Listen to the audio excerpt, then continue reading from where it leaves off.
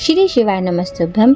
हर हर महादेव भक्तों, आज हम एक ऐसी कहानी सुनेंगे जिस कहानी को सुने बिना किसी भी कहानी सुनने का फल और व्रत निष्फल हो जाता है। आज हम सुनेंगे लप्सी तप्सी की कहानी। इस कहानी को सुने बिना किसी भी कहानी सुनने का फल नहीं मिलता, इसलिए कार्तिक में या अन्य कहानियों के साथ आखिर में इस कहानी को अवश्य सुने। जय श्री गणेश। एक लप्सी था, एक तपसी था। तपसी तो भगवान की तपस्या करता था और लप्सी सवा सेर की लापसी बनाकर घंटी बजाकर भगवान को भोग लगाता और लोटा हिलाकर जीम लेता। एक दिन दोनों में लड़ाई हो गई। लप्सी बोला मैं बड़ा हूँ और तपसी बोला कि मैं बड़ा हूँ क्योंकि मैं सारे दिन तपस्या करता हूँ। इतने में नारद जी आए और उन्होंने पूछा तुम क्यों लड़ रहे हो? लप्सी ने कहा मैं बड़ा हूँ और तपसी ने कहा मैं बड़ा हूँ। तपसी बोला मैं सारे दिन भगवान की पूजा करता हूँ। नारद जी बोले कि कल मैं तुम्हारा फैसला करूँगा। दूसरे दिन तपसी नहाकर आने लगा तो नारद जी ने सवा करोड़ की अंगूठी उनके आगे गिरा दी। तपसी ने देखा और झट अपने घुटने के नीचे उस अंगूठी को छुपा लिया और सोचा कि अब मैं लप्सी की सारी हकड़ी निकाल दूंगा, खूब धन मिलेगा जिससे यज्ञ करूंगा और अपने आप ही बड़ा बन जाऊंगा।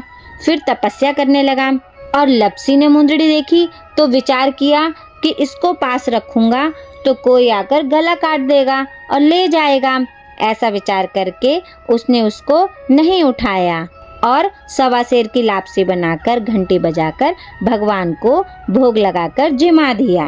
इतने में नारद जी आए और दोनों को बिठाया। तब दोनों बोले कि नारद जी बताइए कौन बड़ा? तब नारद जी ने कहा कि तपसी तुम्हारे घुटने के नीचे क्या है? तब तपसी ने घुटना उठाया तो 1.25 करोड़ की अंगूठी निकली।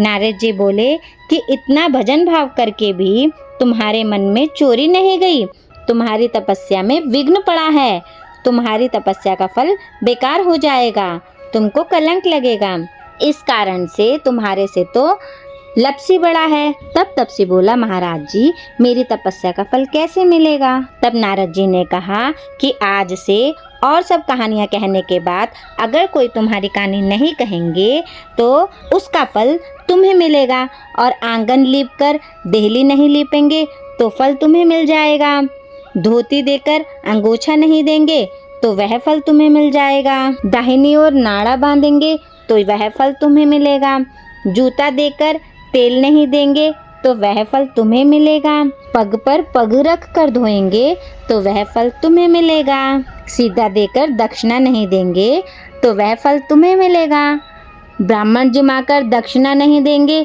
तो वह फल तुम्हें मिलेगा, दिवा चास के हाथ नहीं जोड़ेंगे तो वह फल तुम्हें मिलेगा। इतना कहकर नारद जी चले गए और तब से और कहानियाँ कहने के बाद लप्सी तप्सी की कहानी कहने का रिवाज हो गया। लोग सारी कहानियाँ कहने के बाद लप्सी तप्सी की कहानी कहते हैं और कहानी कहने का फल मिलता है। कार्तिक में भी और सब कहानियाँ कहने के बाद लप्सी तप्सी की कहानी अवश्य कहनी चाहिए, और नारद जी ने जो सीख दी है वह भी अवश्य ध्यान रखनी चाहिए। श्री शिवाय नमस्तुभ्यम। हर हर महादेव भक्तों।